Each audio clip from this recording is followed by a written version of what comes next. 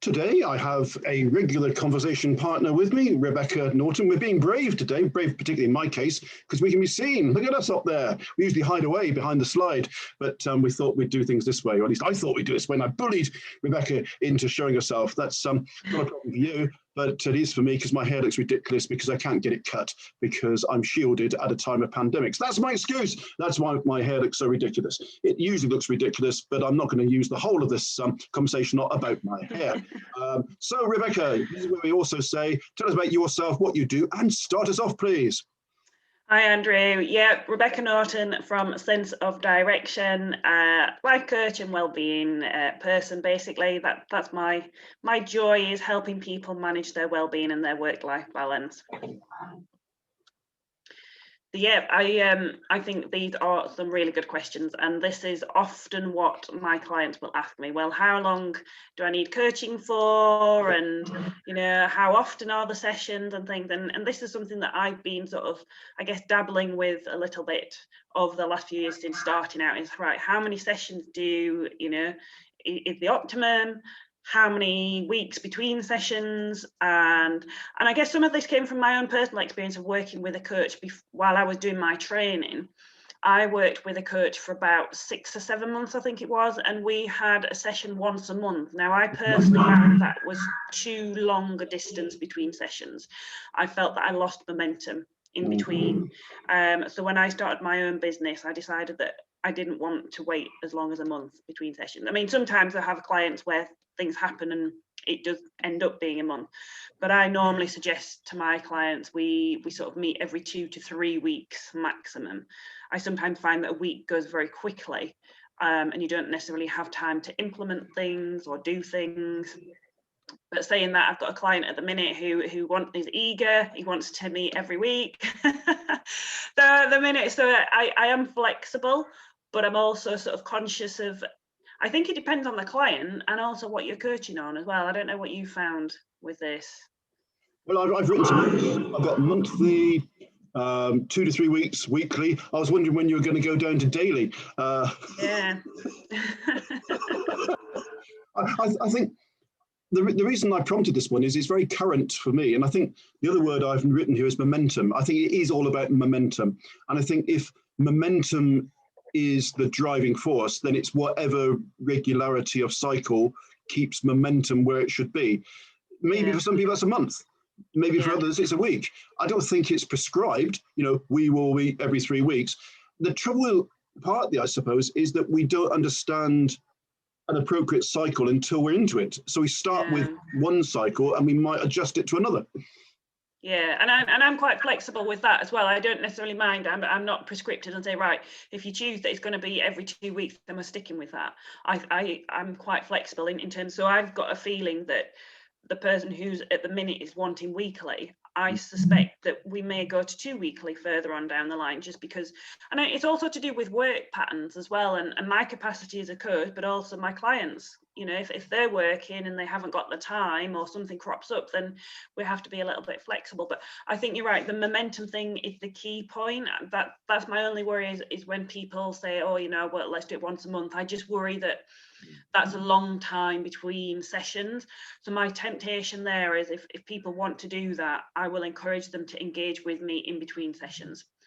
So whether that's through an email or a message or something like that, I don't like to leave it completely without any contact if I'm leaving it a month between sessions. This resonates with me. You're saying exactly what I've been thinking. Because there are all sorts of things to balance, aren't there? People are busy, people have got other things to do. But it's a test of their commitment to themselves as well. Because if you, and I've found this in the past, I'm doing this for a long time, if you get people that are constantly getting things that come up, sometimes an hour before or less, and they don't take their own development seriously enough to maintain that momentum for themselves, then you've got a bit of a problem. So we want ultimately to be driven by the interest and desire of those we work with. We can't create that other than encouraging people to find it for themselves. So I guess where I'm coming from is I want to work with people who are prepared to find the time to help themselves. And that's in the equation too. And I'm with you. A month sounds too long.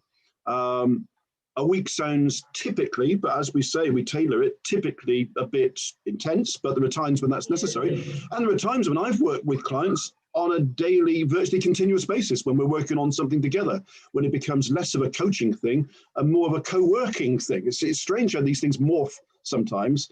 I remember working with an Irish client, and the conversation went, well, actually, Andrew, I think you can help me actually with the design of this. And so we spent many hours a day, continuous days at a time, working on something together, which was not so much coaching as co-working.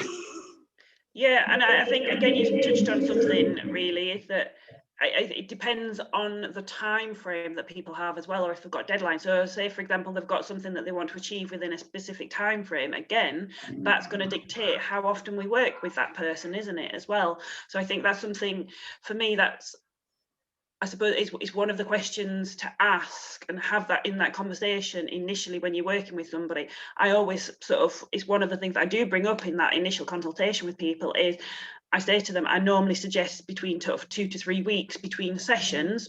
How does that sound to you, sort of thing? And we will discuss it at the beginning, because if, like I said, if they've got something that they need to work toward within 6 months, then that's going to dictate how often we see each other as well. I think that's absolutely right, and of course it's also mixed up with how long at a time. Because if your coaching sessions are quite compressed, half an hour a month doesn't sound like you get much beyond what's been happening to you in the last month sort of conversation. Oh, time's up. So I guess the missing element of what I've got there is how long should each be? Yeah, I generally say an hour. So that's what I will say, is that my sessions are an hour long. However, an hour can go very quickly sometimes. And especially, I offer coaching walks as well. So for some of my clients, we actually go for a walk. Now, an hour for a walk just goes so quickly. And it is something that I've really been thinking about. I am considering changing that to an hour and a half if I'm going out walking with people, because I just feel that it doesn't feel very long at all. Again, it sort of depends, I suppose, because I'm based in Sheffield, and before all this lockdown malarkey and everything, I would meet my clients in Sheffield town centre, and we would sometimes go for a walk around the town centre. So an hour around the town centre is probably about right. You can have a walk to the Howard pub. You can have a walk you can get on West Street, and you can walk up and down West Street and take about 12 pubs in then, used to. Exactly, so an hour around town is probably enough.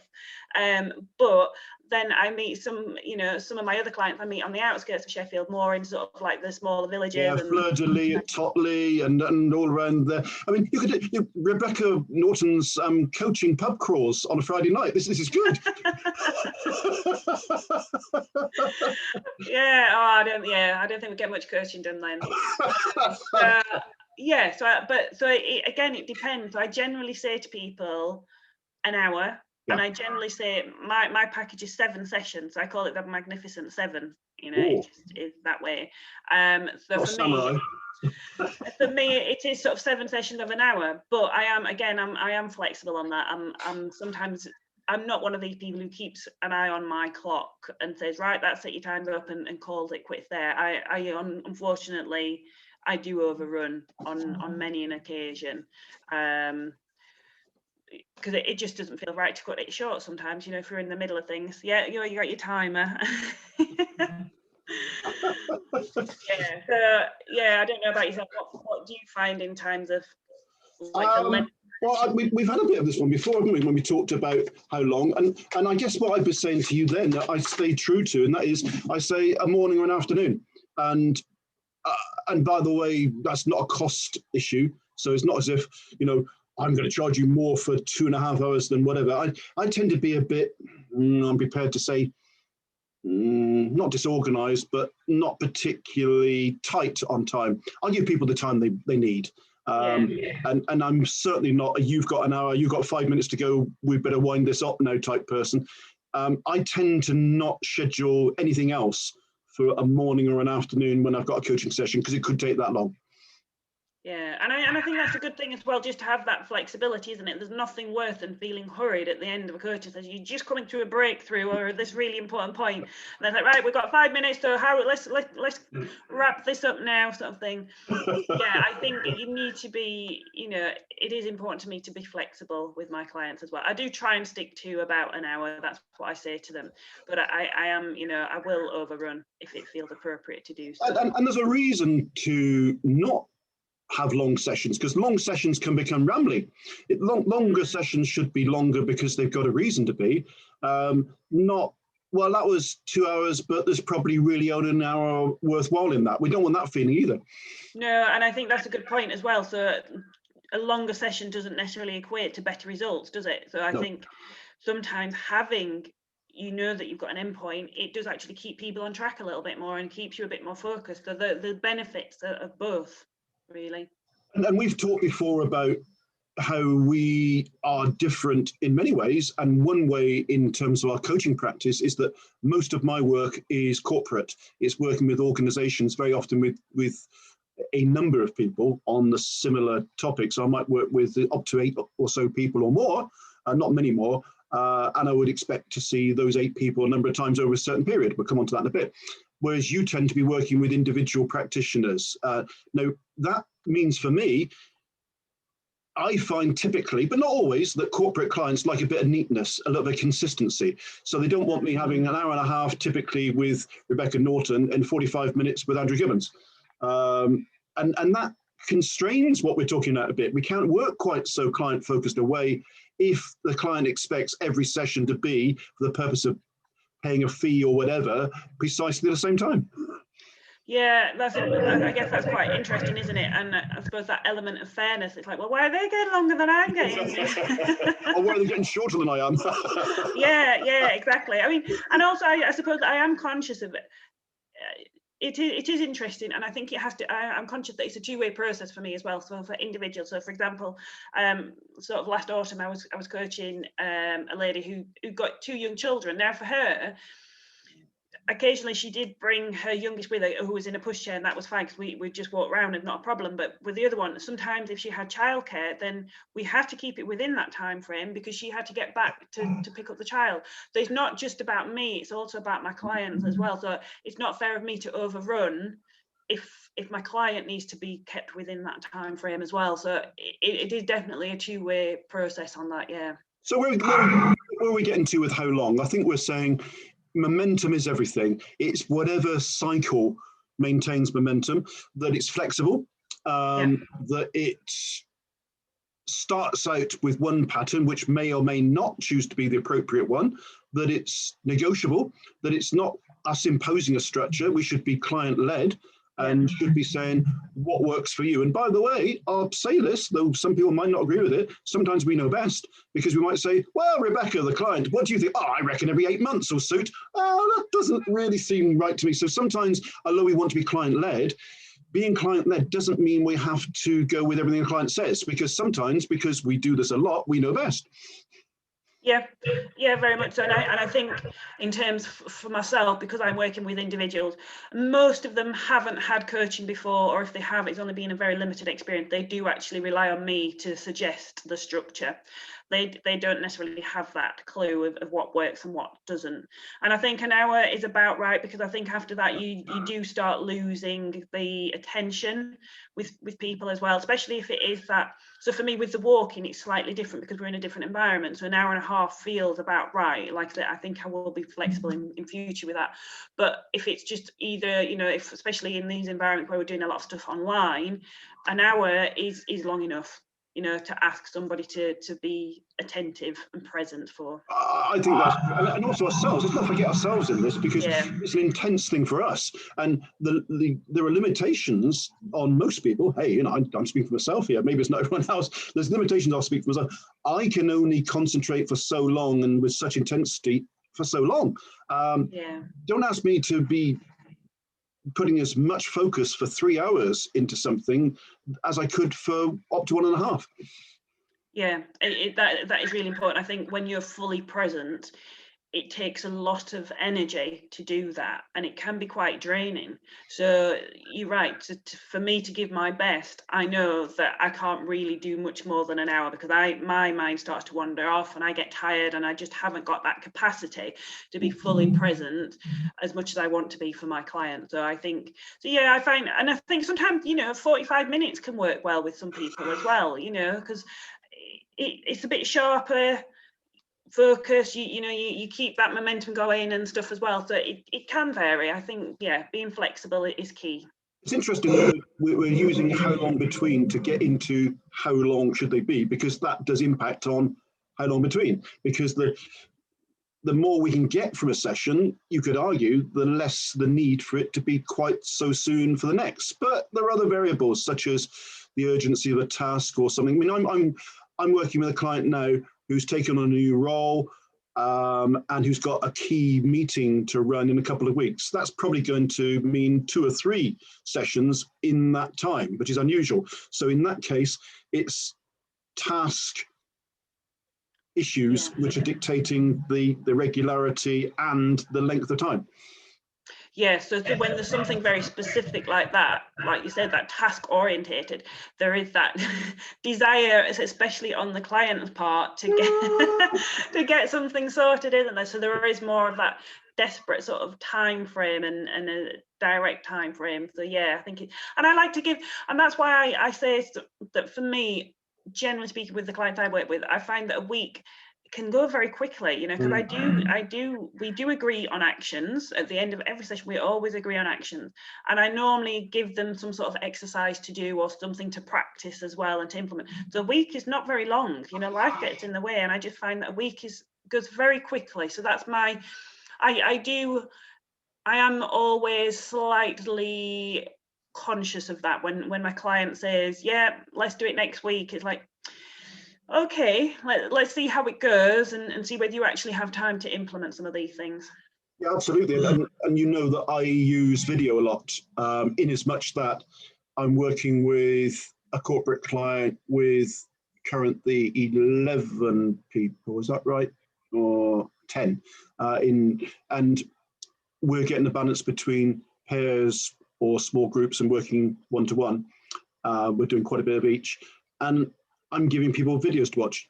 Have a look at one, choose yourself which of these many interpersonal skills videos you want to look at. I give them a share file. I say, off you go, tell me what was interested you and what you come back with. So there's a little bit of, I hope you do it, but it's also, I hope you've had time to do it, because if you give people too short a time to do what you give them to do, as you say, whether it's a task, whether it's watching videos and noting, learning from it. And I was amazingly impressed with the people I was working with yesterday, because amongst everything else they do, they said, oh, watch this video on introverts. And I don't think we got any here.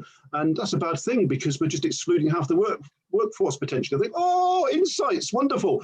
But you have to give people long enough to do that meaningfully. So lots of things impact on how long between. Let's move into duration, the whole relationship. How long typically, how long ever, what variables around, how long you maintain an association with a client. That is a piece of string that could be quite a long piece of string. Yeah, definitely. I probably work with most of my clients between sort of 2 to 4 months. So like I say, I normally suggest 7 sessions, and then some of them will want more than that.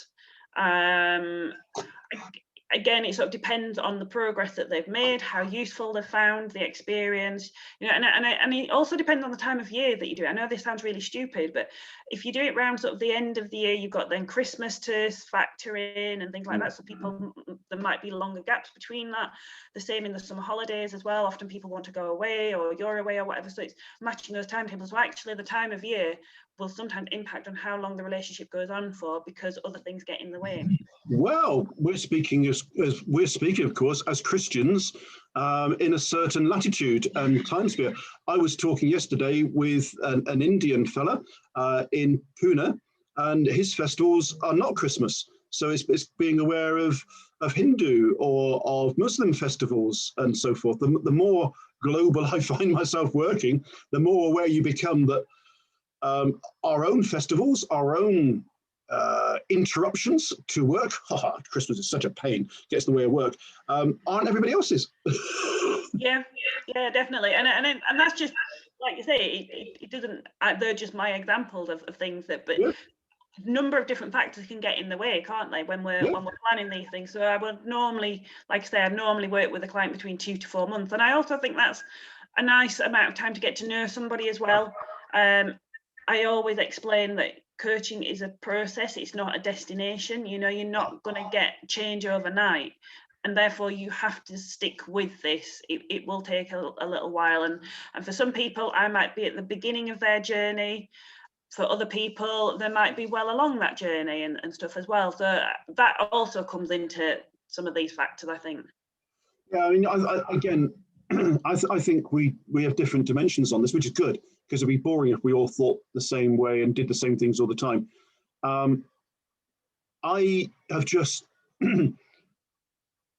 let's think about this. I've been working with a group of people at my local hospital trust, and 2 or 3 of them are very senior people. That's been going on for 2 years. Now, current pandemic times, of course, have created their own interruptions to anybody in clinical care sector. So that's another interruption, but none of us had anticipated 2 years ago. That is still ongoing, and that's good. So sometimes it's years, and it often is with me. Sometimes it's years, and those years, going back to what we were saying earlier, could well mean that our contact cycle extends. So we might start with 2 weekly or a month, and then it might go even to 3 months. And in fact, one of the healthcare professionals, who's a very senior clinician, I thought I'd finished, and he came back to me about 4 weeks ago and said, I need some help with this particular issue. And so even when you think you've ended an association, people pop up for all sorts of very good reasons, like, I need your help on this. That's lovely, thank you. That makes me feel great, because I've got an ego, and it makes me feel very good about myself when people say, it's been a while since we spoke about stuff. I wonder if I can bend your ear on this. I said, yeah, let's go there. I love that. Yeah, I think that's a really good point as well. Like, last summer I had 2 of my previous clients come back to me. So we had stopped working together, but they came back to me, and this was probably a good few months after we'd stopped working, saying, actually, I need some more help with this now. We worked in a different way, and it was very different. We actually went to weekly, but there were shorter sessions. And there was slightly more accountability sort of things within that. It was much more action orientated than the original work that we'd done together and stuff. But I think it's also interesting what you said about the senior leaders. I think sometimes, again, this might just be, you know, a misconception on my part, but I think with the senior leaders, that is an ongoing process, isn't it? They come because they need that support on an ongoing basis. I think the higher up the tree you get, the less support you have in terms of your peers, and you need that external support. So I can see why that would be a much longer process than it would be an individual, for example. I think I have found, I'm not speaking in generous terms, I have found working with very senior people, sometimes the most senior there is in pretty big organizations, it can take a long time to get their trust, get their rapport, this word we knock around, but I don't think enough people understand. You don't get straight into issues with a managing director, a chief executive, a head of department, a head of clinical director. You don't get straight into it. They are sussing you out. And that's entirely legitimate. And that can take months before they then say, right, I now trust you enough to say this that I wouldn't have a conversation about with anyone else here because they're all in for me. Yeah, definitely. It's building up that trust, isn't it, and getting to know the intricacies as well. And I think we've discussed this before, is you do actually have to understand what's going on for them, and that can take a while to dig down into some of that, and even for them to understand as well.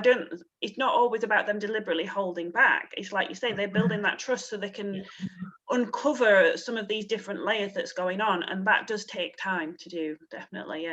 Yeah, it certainly does. And I think the more complex, I mean, I'm working with a corporate client now, and I've got a reasonable understanding of that organization. But there are many times that I thought, wow, I didn't even know they did that. And I didn't know they had that place in that country. And even when you think you've got on top of a client's context, there's things you discover that, things I discover, that's own the I word, there's things that I discover that I think I should have known that, I should have explored that, that shouldn't be a surprise to me.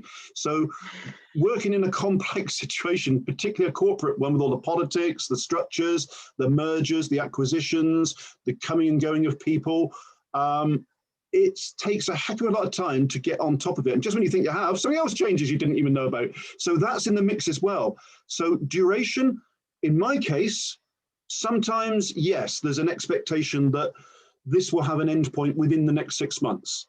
Other times, it's pretty open-ended, but still managed and probably less regular. Yeah, and for me, and maybe this for more so for me because of I'm working with individuals who pay for the sessions themselves, money comes into it as a factor as well. So obviously when an individual is working with me, they're paying for this coaching experience themselves. And I assume when you're working with corporate people, that's coming out of the corporate bank account. Eventually, about 120 days later.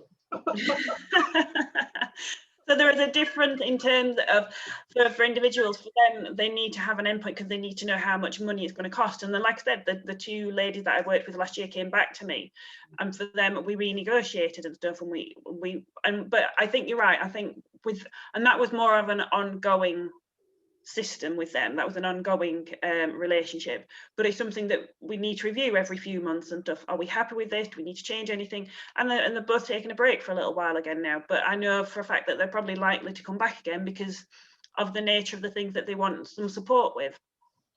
I've got a telephone meeting, looking at my calendar now, with a client end of this week, which is labeled, it's an hour and a half Zoom meeting, evaluation of coaching to date. So another factor to take into account, that particularly corporate clients, I would think, have got structure, have got accountabilities, have got processes to judge value return, which is good. So that also is a factor in how long, because if the evaluation says, well, actually, we talked to the 10 people we're working with, none of them think this is a good idea at all, so it's stopping now. Equally, we've talked to the 10 people you're working with, a strong enough number of those feel this is going well, so we're going to extend it. So depending on the mode of working, internal to organization, working with individuals, there are all sorts of additional factors, such as budget, such as evaluation, return on value processes, and that sort of stuff, that can be a factor in determining how long an association lasts. Yeah, it's such a difficult question to answer, isn't it? When people, because I don't know about you, but a lot of people do.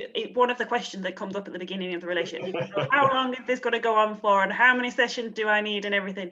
And it's such a difficult question to answer. I think you know, people like to have a rough idea of how many sessions they're going to need and roughly how long it's going to go on. But I always sort of say to them, it is an approximate. I'm going to raise another issue in this. It's an ethical issue, because let's not kid ourselves. There are so many coaches out there, there will be probably 2 or 3 who could be prone to extending something longer than it has value to the client. Or of saying, well, I actually don't like working with Rebecca Norton, even though she wants to work with me for another year, I can't be bothered. So I'm going to pretend that we got to the point that we think is satisfactory. So I think ethics come into this. And an association can be either prolonged or can be cut off in a way that is not client-centered. Yeah, I do think that's a really good point, actually. I think I'm very conscious that I think with individuals specifically, I don't want an individual to become dependent on the relationship that we have. I don't mind extending it if I think it is a genuinely appropriate to do so, but I'm also conscious of the fact that I don't want somebody to just become dependent on this, because for me, the idea is that I help people to be empowered themselves so they can overcome some of these problems, so they can do things on their own. I'm not there as a crutch for them. So it is, again, you're right, it's getting that balance, isn't it? Yeah, okay, and I think dependency works both ways, because we can become dependent on a client and think, whoa, payday, lovely, this person pays a whole load of money, and the longer I can keep that going, the more new cars I can buy this year. So we in turn mustn't be over dependent on the income stream and see it in those terms of a client with whom we've actually come to a point where we can say, this is where I think we can say goodbye for a while. Yeah, yeah. And again, that sort of comes down to that factor that we've talked about before in terms of contracting, isn't it? You know, right at the beginning, clear outcomes of what they want to achieve and what points we want to get to, and putting some of these boundaries and things in place, so we know when we've got to that point we can review, and if it's appropriate, yes, we'll extend, and if not, then we've reached what we said we were going to reach. I'm going to tell a little story now that'll make you worried. I'll try and keep my little story to under a minute. A long time ago, 1980s, my brother took his driving test. It's a bit eccentric because he'd been driving for 3 years illegally.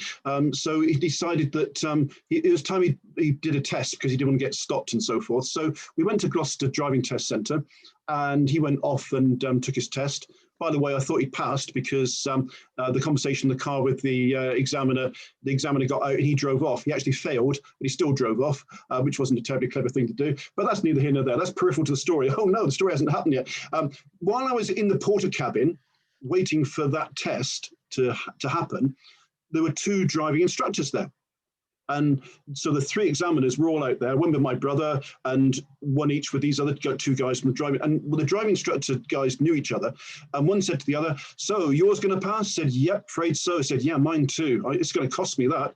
And I thought, wow, this is interesting. And I eavesdropped on this porter cabin meeting between 2 driving instructors that are basically saying, well, crikey, that's going to cost me about 150 a month in a good month because I've had 3 this month pass.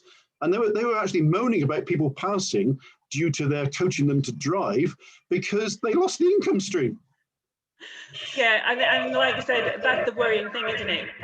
We can't get dependent on our clients for bringing in an income stream. So for me, it's always a very separate thing, and I'm always very conscious of the fact that I know it will come to an end at some point. And the idea is that I want my clients to succeed. They didn't.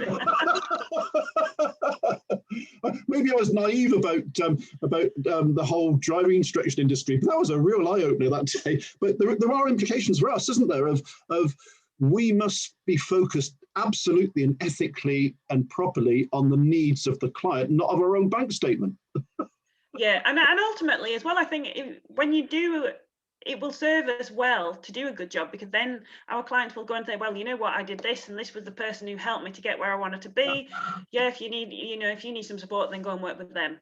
And I think if we do a good job, the clients will come. We don't have to worry about keeping them on. I would be worried. I have a friend who goes to see a chiropractor, I think it is, or an acupuncturist, can't remember which one, so I'm not going to label them. But she's been seeing them for years, and I think, well, actually, isn't the idea to fix somebody in there? Not to keep, and it cost her an absolute fortune because she was going once a month for years and years, and then they're not a cheap service. And I just thought, well, actually, I don't think that's really ethical. They should be getting her to a point where she's better. That's the whole point of it, isn't it? I know there's some maintenance, but not monthly like that. Make a note, get into chiropractic. I witnessed one once. It's a mystic art, but crikey, it's incredible. They touch you. Well, it wasn't me. I was with someone else, and she had a horse riding accident. She wanted me to be in on this, and he would like touch an ankle and say, "How long have you had this problem in your back?" What? Yeah, it is very good, and I'm not doubting it, but I think there is something around the ethics, and I think that is a really important point to bring up, actually, which you wouldn't necessarily think of when you're asking this question. Well, I think so. So what have we got then? I think we covered how long pretty well. I think we covered duration and the factors around it. Variables around the right balance. That's what we're talking about. We're talking about ethics. We're talking about not getting a dependency. We're talking about work issues. The budgeting side of things as well, finances. All of that. And we're also saying that in any coaching practice, there'll be people with whom we're on a longer track than others. We don't impose a structure or a mode of working on anyone. No, it depends a lot on the client themselves, what it is that they've come for coaching for, as well, the timeframes that they've got, as well as our own sort of, working mode and things. So yeah, there's a huge amount of variable that it's not an easy question to answer. No, it's not. And we're talking about our variables based on our practice, based on our experience. Somebody else listening to this or hitting these issues would have a very different set of variables. They could be geographical. I like to get in front of people when I can. It's not possible, no, but I've driven up and down the M1 to places like Murfield and so forth. Huddersfield, I remember quite a bit. I would drive 4-hour return journey, 5-hour return journey or more for an hour and a half sometimes, which seems a bit mad, but the value of that, and that's in the balance too. So loads and loads of things. And I think we covered quite a bit of ground there, Rebecca. I think we can say that's it for the day. Have you got anything else you want to throw in before I shut us down? No, I think that's a really good mix. So if you're working with a coach, you can ask them how long is it going to be, but don't expect a definitive answer, basically. I'm with that. I couldn't add anything further to that. Thank you very much, as ever. Thank you.